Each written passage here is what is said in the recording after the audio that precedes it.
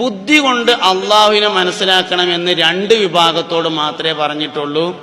ഒന്ന് ജിന്ന് വിഭാഗത്തോടും രണ്ട് ഇൻസ് വിഭാഗത്തോടാണ്.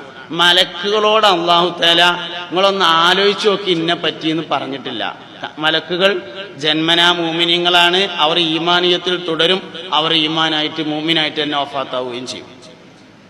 മരത്തോട് പറഞ്ഞിട്ടില്ലല്ലോ, മൂരിക്കുട്ടിനോട് പറഞ്ഞിട്ടില്ല, മൂരിക്കുട്ടിയെ ഇന്നെ പറ്റി ഒന്ന് ആലോചിച്ചിട്ട് മനസ്സിലാക്കിയതിന് ശേഷം വിശ്വസിക്കണമെന്ന്. എല്ലാ മൂരിക്കുട്ടികളും ജന്മനാ മൂമിനീങ്ങളാണ്. എല്ലാ മരങ്ങളും ജന്മനാ മൂമിനീങ്ങളാണ്. വന്നജ്മു വശ്ശജറു യസ്ജുദാൻ വസ്സമാഅ റഫഅഹാ വവളഅൽ മീസാൻ. എല്ലാം മൂമിന. രണ്ട് വിഭാഗത്തോട് മാത്രമാണ് ബുദ്ധി കൊണ്ട് അള്ളാഹുവിനെ കണ്ടെത്തണം എന്ന് പറഞ്ഞിട്ടുള്ളത്. ഒന്ന് ജിന്ന് വർഗമാണ്, രണ്ടാമത്തേത് ഇൻസ് വർഗമാണ്. അതുകൊണ്ട് മനുഷ്യന് അള്ളാഹു തആല നൽകിയിട്ടുള്ള ബുദ്ധിയും മൃഗങ്ങൾക്ക് അള്ളാഹു തആല നൽകിയിട്ടുള്ള ബുദ്ധിയും തമ്മിൽ വ്യത്യാസമുണ്ട്. മനുഷ്യന് നൽകിയിട്ടുള്ള ബുദ്ധി അവന്റെ ആത്മാവുമായി കണക്ഷൻ ഉള്ളതാണ്. മറ്റു ജീവികൾക്ക് നൽകിയിട്ടുള്ള ബുദ്ധി അവരുടെ ജീവനുമായി കണക്ഷൻ ഉള്ളതാണ്. ഇപ്പോ ആടുംകുട്ടിക്ക് ബുദ്ധി ഉണ്ട്. ആടുംകുട്ടിക്ക് ബുദ്ധി ഉള്ളതുകൊണ്ടാണല്ലോ ആൾക്കാരെ കാണുമ്പോൾ മണ്ടണത്. ബുദ്ധിയുണ്ട്. പക്ഷെ ആടിന്റെ ബുദ്ധി ജീവനുമായിട്ടാണ് കണക്ഷൻ. എന്നാൽ മനുഷ്യന്റെ ബുദ്ധി ആടുംകുട്ടിയുടെ ബുദ്ധിയല്ല, അത് റൂഹുമായി ആത്മാവുമായാണ് കണക്ഷൻ ഉള്ളത്. അതുകൊണ്ട് തന്നെ ഈ രണ്ട് ബുദ്ധി തമ്മിൽ ഒരുപാട് വ്യത്യാസം ഉണ്ടാവും. ഇപ്പൊ നമ്മളെ ഈ സദസ്സുക്ക് ഒരു കുതിര വന്നു.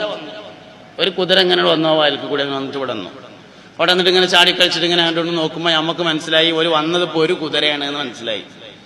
കുറച്ച് കഴിഞ്ഞപ്പോ വേറൊരു കുതിരയും കൂടി വന്നാൽ നമുക്ക് മനസ്സിലാകും ഇപ്പൊ വന്നത് രണ്ട് കുതിരയാണ് എന്ന് മനസ്സിലാവും. ദേശം കഴിഞ്ഞിട്ട് മൂന്നാമത്തെ ഒരു കുതിരയും കൂടി വന്നു. അപ്പൊ വന്നത് മൂന്ന് കുതിരയെന്ന് മനസ്സിലാവും. പക്ഷെ കുതിരക്ക് മനസ്സിലാവൂല മൂന്നെണ്ണം ഉണ്ടെന്ന്. കുതിരക്ക് മൂന്ന് കുതിരയും ഇപ്പൊ വന്നതെന്ന് മനസ്സിലാവാൻ പോണില്ല. മനുഷ്യനെ മനസ്സിലാവുള്ളൂ. മനുഷ്യന്റെ ബുദ്ധിയും കുതിരയുടെ ബുദ്ധിയും തമ്മിലുള്ള വ്യത്യാസമാണ്. കുതിരക്ക് ബുദ്ധിയുണ്ട്, അതതിന്റെ ജീവനുമായി കണക്റ്റാണ്.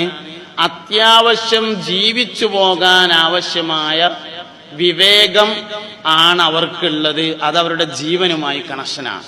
എന്നാൽ മനുഷ്യന് നൽകിയിട്ടുള്ള ബുദ്ധി അതല്ല. മലക്കുകളുടെ ബുദ്ധിയും മനുഷ്യന്റെ ബുദ്ധിയും തമ്മിൽ വ്യത്യാസമുണ്ട്. ഒരു മലക്കിന് അള്ളാഹു തആല നൽകിയിട്ടുള്ള ബുദ്ധി എന്ന് പറഞ്ഞാൽ, അല്ലെങ്കിൽ വിവരം എന്ന് പറഞ്ഞാൽ, ഏതാണോ പഠിപ്പിച്ചത് അത് മാത്രമാണ്.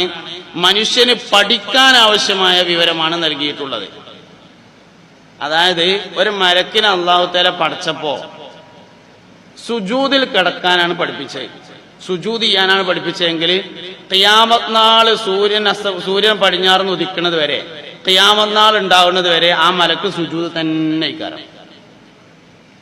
അർശിനെ ചുമക്കാനാണ് ഒരു മലക്കിനെ അള്ളാഹു തആല പഠിപ്പിച്ചതെങ്കിൽ ഖിയാമത്ത് നാൾ വരെയും ആ മലക്ക് അർശ് ഇങ്ങനെ ഏറ്റി നിൽക്കുക തന്നെയാണ്, വേറെ ഒന്നും ഉണ്ടാവില്ല. മനുഷ്യന്റെ ബുദ്ധി അതല്ല. മനുഷ്യൻ അള്ളാഹു തആല പഠിക്കാൻ ആവശ്യമായ ബുദ്ധിയെ നൽകിയിട്ടുണ്ട്. അപ്പൊ മനുഷ്യൻ മലക്കുകളുടെയും മേലെ പോകാൻ കഴിവുള്ളവനാണ് എന്നതിന്റെ തെളിവാണ് മിഅ്റാജ്.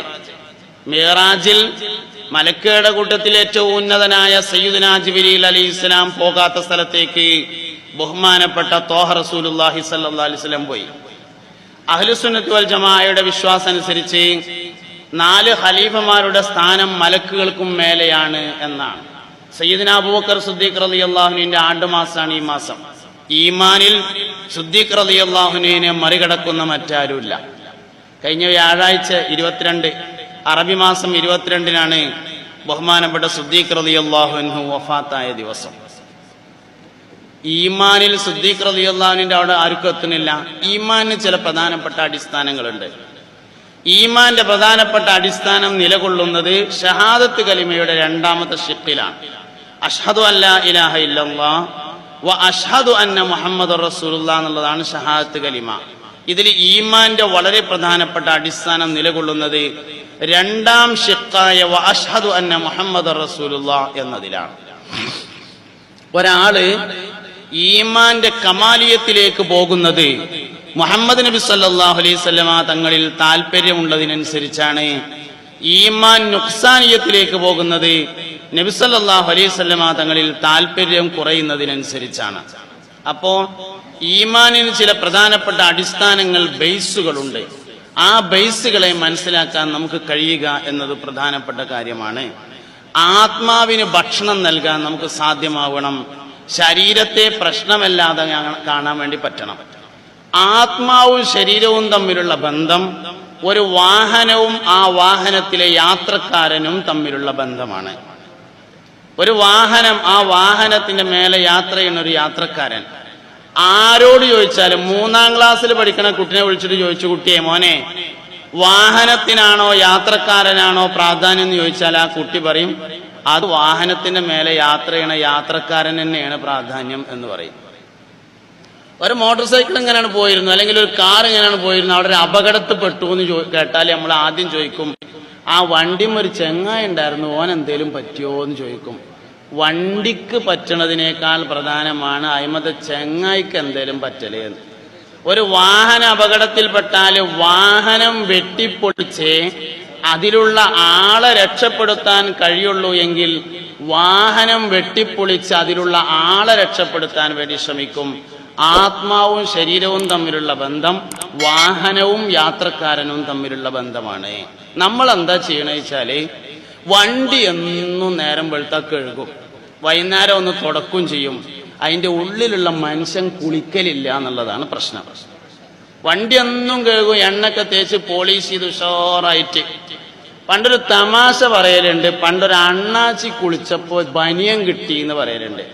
കുറെ കുളിച്ച് അടിയൊക്കെ എത്തിയപ്പോ അതിന്റെ ഉള്ളിലൊരു ബനിയൻ. ഇതേമാതിരിയാണ് വണ്ടി എന്നും കഴുകുന്നുണ്ട്, അതിന്റെ ഉള്ളിലത്തെ ചെങ്ങായിനെ ഇതുവരെ കുളിപ്പിച്ചിട്ടില്ല എന്നുള്ളതാണ് നമ്മുടെ ഒരു പ്രശ്നം. അപ്പൊ ശരീരവും ആത്മാവും തമ്മിൽ താരതമ്യം ചെയ്യുമ്പോൾ ആത്മാവാണ് ഏറ്റവും പ്രധാനപ്പെട്ടത്. ശരീരത്തിന്റെ ആവശ്യങ്ങൾ 3 എണ്ണമാണ്.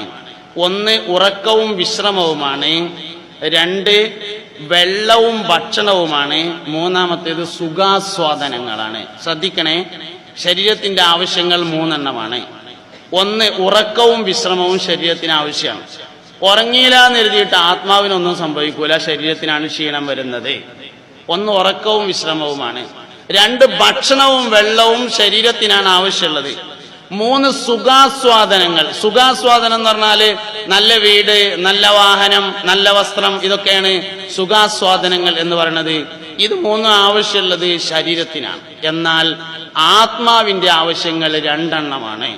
1 ഇലാഹിയായ സാന്നിധ്യമാണ്, 2 ഇൽമാണ്. ഇൽമ് ഇലാഹിയായ സാന്നിധ്യത്തിലേക്ക് വഴിവെക്കുമെന്നത് കൊണ്ടാണ് അത് ആവശ്യമുണ്ടായതിന്റെ കാരണം. അപ്പോൾ തത്വത്തിൽ 1 1 ഇലാഹിയായ സാന്നിധ്യമാണ്, 2 വിവരമാണ്. വിവരം ഇലാഹിയായ സാന്നിധ്യത്തിലേക്ക് വഴിവെക്കുമെന്നത് കൊണ്ടാണ് ആവശ്യമുണ്ടായത്. അപ്പോൾ തത്വത്തിൽ 1 ഇലാഹിയായ സാന്നിധ്യത്തെയാണ് ആത്മാവിന് ആവശ്യമുള്ളത്. ഈ പ്രപഞ്ചത്തിൽ ജനിച്ചു വന്ന് മുഅ്മിനിന്റെ കുട്ടി ആദ്യമായി കരയുന്നത് ഇലാഹിയായ ഒരു ശബ്ദം കേൾക്കാൻ വേണ്ടിയാണ്. അത് മനസ്സിലാക്കുന്ന ഉമ്മ ഓടി വന്ന് പാടിത്തരുന്ന പാട്ട് ലാ ഇലാഹ ഇല്ലല്ലാഹ് എന്ന മനോഹരമായ പാട്ടാകുന്നു. മുഅ്മിനായ മനുഷ്യൻ അടിസ്ഥാനപരമായി കരയുന്നത് തൗഹീദിന് വേണ്ടിയാണ് എന്നാണ്. അത് മുഅ്മിനിനേക്ക് താരതമ്യം ചെയ്യുമ്പോൾ നമുക്ക് പെട്ടെന്ന് മനസ്സിലാവും. വാസ്തവത്തിൽ ഭൂമിയിൽ ജനിച്ചു വരുന്ന എല്ലാ കുട്ടികളും അടിസ്ഥാനപരമായി കരയുന്നത് തൗഹീദിന് വേണ്ടിയിട്ട് തന്നെയാണ് എന്നാണ്. ഉമർ ഖയ്യാം ഒരിക്കൽ മുളയെക്കുറിച്ച് വിശദീകരിക്കുന്നുണ്ട്. മുള എന്ന് പറഞ്ഞാൽ മനസ്സിലായല്ലോ,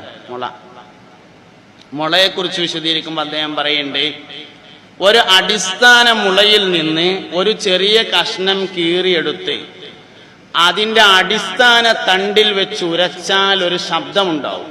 ആ ശബ്ദം 2 എണ്ണമായതിൽ നിന്ന് 1ലേക്ക് പോവാൻ കാണിക്കുന്ന ശബ്ദമാണ്. അത് തൗഹീദിന്റെ ശബ്ദമാണ് എന്ന് പറയുകയുണ്ടായി.